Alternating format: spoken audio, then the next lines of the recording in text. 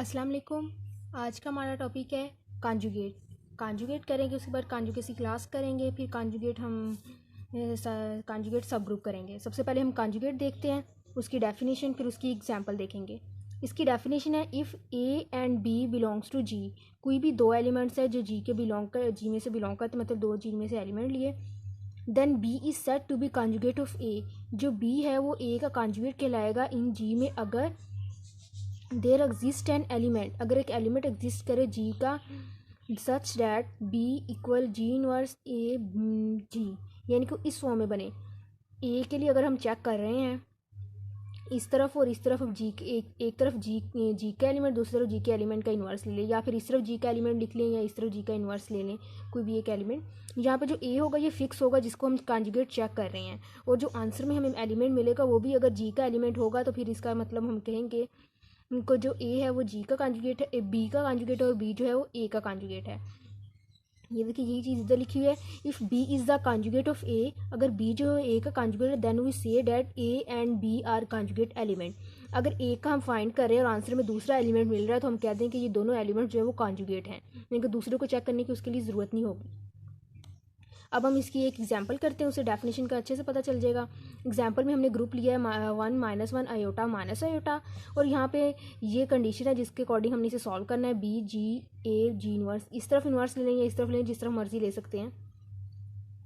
4a, अगर यानी कि 4 1, अगर a हमारे पास 1 है तो a 1 फिक्स रहेगा। यहाँ पे जो एलिमेंट्स है वो चेंज होते, पहले g का एलिमेंट 1 लेंगे, फिर -1 लेंगे, फिर आयोटा लेंगे, फिर माइनस आयोटा लेंगे। ठीक है, पहले हम 1 के लिए करें जहाँ पे a फिक्स है 1। अब 1 के लेफ्ट में हमने लिख दिया जी का एलिमेंट 1, उधर उसका इन्वर्स लिख दिया, हमारे पास 1 आ गया। फिर हमने 1 के ही इस तरफ लेफ्ट में जी का नेक्स्ट एलिमेंट हमने लिख दिया -1 और उसका इन्वर्स लिख दिया, हमारे पास 1 आ गया।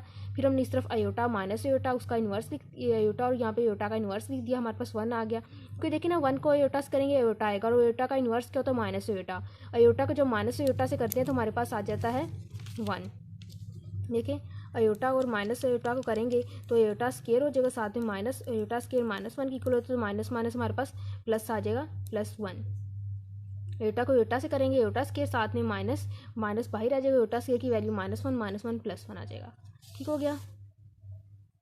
उसके बाद आगे देखिए इसी तरह माइनस आयोटा और इस तरह माइनस आयोटा के इन्वर्स सेंटर में 1 जब करेंगे हमारे पास 1 आएगा। यहाँ पे हमने 1 को किया है, यहाँ पे ए की जगह 1 लिया है, तो हमें आंसर में जो एलिमेंट मिल रहा है वो भी 1 ही मिल रहा है।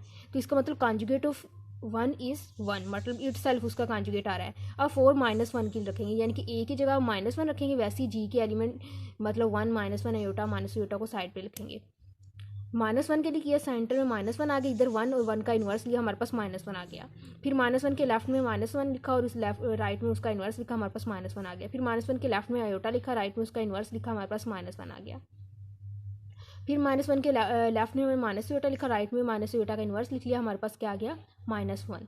तो ये देखिए हमने ए लिया है हमने -1, तो आंसर में भी हमें -1 मिल रहा है, जिसका मतलब ये हुआ कांजुगेट ऑफ -1 इज़ -1, यानी कि -1 कांजुगेट इट सेल्फ आ रहा है। अब आगे देखिए हम आयोटा के लिए करते हैं, सेम वैसे ही सेंटर में आयोटा लिखेंगे, लेफ्ट के उसके 1, उस राइट में 1 का इन्वर्स, फिर लेफ्ट में -1 उसका इन्वर्स, फिर यहाँ आयोटा उसका इन्वर्स, माइनस आयोटा उसका इन्वर्स करेंगे, हमें आंसर में आयोटा आयोटा ही मिल रहा है। इसका मतलब हुआ कि आयोटा के लिए जब हमने चेक किया है तो हमारे पास conjugate of iota is iota आया है, वो लिख दिया। अब 4 माइनस आयोटा के लिए करेंगे, सेम इसी प्रोसेस पे हमने माइनस आयोटा के लिए करेंगे, उसके लिए भी हमें माइनस आयोटा ही मिल रहा है, तो इसका मतलब हुआ कि conjugate of minus iota is minus iota आ गया। ठीक हो गया। उसके बाद आता है कांजुगेट के क्लास। कांजुगेट क्लास में क्या था, the set of all those elements of a group G. Group G के वो तमाम एलिमेंट्स आ जाते हैं उस सेट में, कांजुगेट क्लास है में, which are conjugate of A in G, जो ए के कांजुगेट होते हैं जी में, is called conjugate class of A in G and denoted by C. Bracket में हमने ए लिख देना, जिसके अकॉर्डिंग चेक करें, हम जिस तरह 1 के अकॉर्डिंग चेक करें, 1 के लिए चेक करें यहाँ 1 लिख देंगे, -1 के लिए करेंगे तो -1 लिख देंगे, या फिर हम सी लिख के इसके सबस्क्रिप्ट में भी वो लिख सकते हैं। जिस तरह यहाँ देखें हमने 1 के लिए चेक किया तो हमें क्या उसका मिला है, हमें 1 मिला है, तो 1 की कांजुगेट क्लास क्या आई हमारे पास 1। -1 के लिए चेक किया तो उसको हमें आंसर में -1 ही एलिमेंट मिल रहा था। आयोटा के लिए चेक किया तो हमें आयोटा ही मिल रहा था, जब माइनस आयोटा के लिए चेक किया तो माइनस आयोटा ही मिल रहा था। ये देखिए माइनस योटा के लिए चेक किया तो हमें माइनस योटा ही मिले आंसर में, जो जो एलिमेंट्स मिलते हैं हमें आंसर में तो हमने वही लिखने। तो अगर फॉर एग्जाम्पल माइनस योटा के लिए चेक करते तो हमें 1 और -1 मिल जाता, तो हम उसकी क्लास में 1 और -1 लिखते थे, लेकिन हमें माइनस योटा ही मिल रहा है माइनस योटा करने से, तो हमने उसका माइनस योटा ही लिखा है। ये कॉन्जुगेट क्लास आ गई। उसके बाद आता है हमारे पास class equation. Class equation let G be a finite group, G एक हमारे पास फाइनाइट ग्रुप होगा विद ऑर्डर एन, जिसका ऑर्डर एन होगा, यानी कोई भी ऑर्डर से जहाँ उन्होंने लेट कर लिया, जनरल एक एन ले लिया है, and C1 C2 are so on CR are conjugacy class with order M1 M2 so on MR।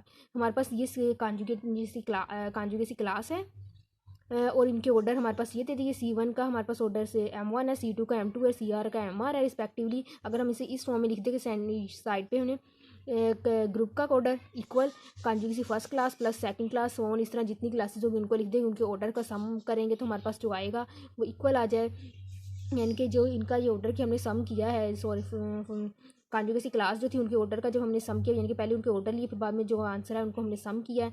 सम करने से वो जो आ रहा है हमारा वो MIs मतलब जितने भी वो डिवाइड्स करें एन को, मतलब ग्रुप के ऑर्डर को डिवाइड करे, तो ये जो इक्वेशन बनेगी वो क्या कहलाएगी, क्लास इक्वेशन कहलाएगी। इसे हम पिछली एग्जाम्पल के अकॉर्डिंग ही करते हैं, जो पीछे एग्जाम्पल की है उसमें जब हमने चेक किए थे C1 की हमारे पास 1 आ रहा था, C -1 का -1 आ रहा था, C आयोटा का आयोटा आ रहा था, C माइनस योटा का माइनस योटा ही आ रहा था। तो C1 का यहाँ पे ऑर्डर क्या आ जाएगा 1, इसमें भी 1 एलिमेंट, इसका भी 1 ऑर्डर है, इसके भी 1 एलिमेंट, इसका भी 1 ऑर्डर आ जाएगा, इसमें भी 1 एलिमेंट है, इसका भी ऑर्डर 1 आ जाएगा। और यहाँ ग्रुप का ऑर्डर हमारे पास क्या है 4, तब हमने दिखना है इक्वेशन बनानी ग्रुप का ऑर्डर, फिर यहाँ कॉन्जुगेसी क्लासेस जो थी उनके ऑर्डर और दरमियान में सम आ जाएगा, इनके ऑर्डर लिखती है, इनके ऑर्डर को सम किया 4 और 4 डिवाइड कर रहे हैं ना 4 को, तो इसका मतलब ये जो इक्वेशन हमारे पास बनी है ये हमारे पास क्लास इक्वेशन बन गई है। ठीक हो गया।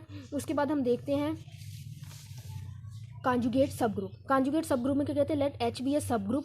हमने कॉन्जुगेट में जब लिया था पीछे सिंपल कॉन्जुगेट था, वो एलिमेंट का कॉन्जुगेट ले रहे थे, एलिमेंट ले रहे थे, या सब ग्रुप है तो सब ग्रुप हम यूज़ करें। लेट H बी ए सब group of a group G, H हमारे पास किसी ग्रुप G का सब ग्रुप है, then for G belongs to G, और इस कंडीशन से उसमें एलिमेंट ले रहे थे तो A ले रहे थे सेंटर में और लेफ्ट में उसके G का एक एलिमेंट उसका इन्वर्स, फिर दूसरा, फिर उसका इन्वर्स, इस तरह करके कर रहे थे।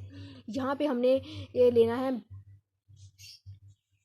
यहाँ पे हमने एक सब ग्रुप लिया तो सेंटर में हम सब ग्रुप ही लिखेंगे। ठीक है, वो इस कंडीशन को सेटिस्फाई कराए तो इज़ आल्सो का subgroup of G and is called conjugate of H। वो इसमें कह रहे कि हम एक सब ग्रुप लेंगे, फिर जी के हर एक एलिमेंट उसके लेफ्ट में एलिमेंट और उसके राइट में उसका इन्वर्स लेकर हम सॉल्व करेंगे, जो हमें जो ग्रुप बन जाएगा सेट्स का, मतलब जो हमारे पास एलिमेंट्स आएंगे उसे एक सेट में लिखेंगे, तो वो जो सेट होगा वो भी हमारे पास सब ग्रुप होगा, तो हम इसको कहेंगे इस called a conjugate of H। वो जो सब ग्रुप हमारे पास आएगा हम उसे कहेंगे कि ये कॉन्जुगेट है H का, मतलब जिस सब ग्रुप के अकॉर्डिंग हम उसे कर रहे हैं। एग्जाम्पल से बताती हूँ मैं, यहाँ मैंने ग्रुप ले लिया S3 और उसका एक मैंने सब ग्रुप ले लिया E A स्क्वायर। अब इसके लेफ्ट में भी E पहले इसका एक एलिमेंट रखना E उसका इन्वर्स, फिर उसके H को हमने इस नेक्स्ट एलिमेंट के लिए करना है, उसके लेफ्ट में A और उसका इन्वर्स, फिर H को उसके नेक्स्ट A स्क्वायर के लिए करना है, लेफ्ट में A स्क्वायर उसका इन्वर्स, फिर B के लिए करना है B उसका इन्वर्स, फिर AB के लिए करना है AB और उसका इन्वर्स, फिर A स्क्वायर B स्क्वायर के लिए करना है उसका A स्क्वायर B स्क्वायर और साइड दूसरी साइड पर उसका इन्वर्स। हमने पहले ई और इसका इन्वर्स लिख लिया, उसको ई इसके लेफ्ट में था, इसके लेफ्ट में लिखा, राइट में इन्वर्स, तो उसे लिखा हमने सॉल्व किया ई आ गया। इस तरह जब जाहिर सी बात ई आइडेंटिटी है उसका इन्वर्स भी वही होगा, तो उसको जब सॉल्व करेंगे हमें ई ए और ए इन्वर्स भी वही हमें सेट मिल जाएगा H। ठीक है, अब ए को जब हम करेंगे, ए में देखिए ज़रा, इसमें हमने लिखा है ई था, इसके लेफ्ट में ए लिख दिया, राइट में ए इन्वर्स लिख दिया। ठीक हो गया। अब ए इन्वर्स कैसे खत्म होगा, अगर उसके हम इस तरफ ए लिखेंगे, ए इन्वर्स को हमने खत्म करना है, तो जो जाहिर सी बात है अगर ए इधर लिखा तो इधर भी तो लिखना पड़ेगा। ये तो हमारे पास आइडेंटिटी बन जाएगी, पहले से आइडेंटिटी ये बन जाएगा ए स्क्वायर, तो ए स्क्वायर हमारे पास ये लिखा हुआ है। अब हम नेक्स्ट करते हैं, इसके लेफ्ट में हमने ए लिखा, सेंटर में हमारे पास ए है और उसके दूसरी साइड पर ए इन्वर्स है। अब हमने ए इन्वर्स को खत्म करना है, इस तरफ भी ए आ गया, इस तरफ भी आ गया, ये आइडेंटिटी बन गया, ये भी हमारे पास आइडेंटिटी बन गया, ए क्यूब बन गया ना, तो ए क्यूब जो होता है हमारे पास आइडेंटिटी होता है, दोनों आइडेंटिटी मिलकर हमारे पास आंसर आइडेंटिटी आ गया। ये लिख दिए, आगे पीछे लिखे हुए हैं ए और इस तरफ ए इन्वर्स, सेंटर में ए स्क्वायर और इस तरफ ए और इस तरफ ए इन्वर्स था। अब ए इन्वर्स को खत्म करने के लिए क्या करेंगे, ए लगा देंगे तो ए इन्वर्स खत्म हो जाएगा, तो जो उस तरफ करना है वो इस तरफ भी करना है, ये हमारे पास आइडेंटिटी आ जाएगा, ये ए स्क्वायर और ए क्यूब बन गया, ये ए आ गया। ए क्यूब भी आइडेंटिटी होता है, ये आइडेंटिटी को जब ए से करेंगे तो हमारे पास आंसर ए ही आएगा, वो हमने ए लिख दिया है। ठीक हो गया। इसी तरह ए स्क्वायर को भी करेंगे, ए बी को बी को करेंगे, ए बी को भी करेंगे, तो हमारे पास सबका जो हमारे पास आंसर में सेट आ रहा है वो वही आ रहा है, ई ए स्क्वायर, ई ए स्क्वायर, ई ए स्क्वायर, मतलब एच ही आ रहा है। तो मतलब इसका सब ग्रुप इट सेल्फ आ रहा है हमारे पास। देखिए सबको किया हमारे पास, इसको ए बी स्केयर को भी किया, सबका इट सेल्फ आ रहा है। तो मतलब हमारे पास जो आ रहा है ए जी एच जी इनवर्स को करने से जो आ रहा है हमारे पास ए स्केयर आ रहा है, मतलब वही हमारे पास एच ही आ रहा है, वो इट सेल्फ आ गया। और ये एच है वो हमारे पास सब ग्रुप ही है, तो मतलब ये उसकी प्रॉपर्टी सेल्फ है, ये हमारा कॉन्जुगेट आ गया, उसका कॉन्जुगेट इट सेल्फ ही आ रहा है। सब जो हमने एच लिया तो उसका कॉन्जुगेट इट सेल्फ आ गया। उसके बाद आगे देखिए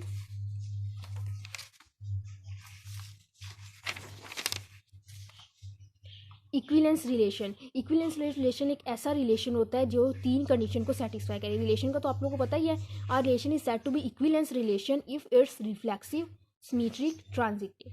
मतलब वो रिलेशन जो है जो हमें दिया जाए वो उसको अगर इक्विलेंस चेक करना है तो वो रिफ्लेक्सिव की प्रॉपर्टी को भी सेटिस्फाई करेगा, सिमेट्रिक की प्रॉपर्टी को भी सेटिस्फाई करेगा और ट्रांजिटिव की प्रॉपर्टी को भी सेटिस्फाई करेगा। सिमेट्रिक तो नाम से पता चला, अक्सी मतलब ए है, तो इस तरह देखें